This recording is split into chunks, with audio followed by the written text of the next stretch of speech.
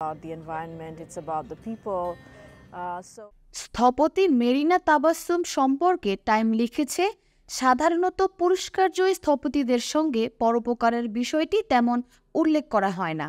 কিন্তু মেরিনা তাবাসসুম সাধারণ নন। তিনি স্থাপত্য চর্চায় এমন একটি রীতি তৈরি করেছেন যেখানে স্থানীয় সংস্কৃতি ও মূল্যবোধের পাশাপাশি আমাদের এই ধরিত্রী যে বিপদের মধ্যে দিয়ে যাচ্ছে তা অগ্রাধিকার পায়। তার সঙ্গে তালিকায় থাকা প্রভাবশালী ব্যক্তিদের মধ্যে রয়েছে রাশিয়ার ইউলিনা নাভালনায়া, শান্তিতে নোবেলজয়ী ইরানের মানবাধিকার কর্মী নার্গিস মোহাম্মদী, পোল্যান্ডের প্রধানমন্ত্রী ডোনাল্ড টাস্ক সহ পরিচিত অনেক মুখ। ভারতের চলচ্চিত্র অভিনেত্রী আলিয়া ভাট শিল্পের শ্রেণীতে এই তালিকায় স্থান পেয়েছেন। টাইম লিখেছে, জলবায়ু পরিবর্তনের বড় ঝুঁকিতে থাকা বাংলাদেশে মেরিনা তাবাসসুম এমন এক ঘরানার বাড়ি তৈরি করেছেন যার নির্মাণ ব্যয় যেমন কম তেমনি এই বাড়ি সহজে স্থানান্তরও করা যায়।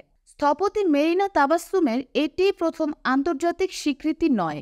2021 সালে মানবিক ঘর তৈরির জন্য যুক্তরাজ্যের মর্যাদাপূর্ণ শন পদক পান তিনি।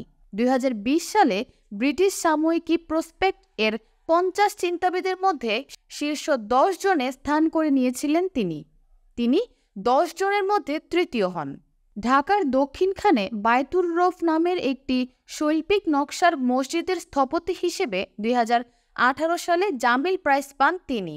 এর আগে একই নকশার জন্য 2016 সালে পান সম্মানজনক আগা খান পুরস্কার। সুলতানি আমলের স্থাপত্যের আদলে নকশা করা এ মসজিদ 2012 সালে ঢাকায় নির্মিত হয়।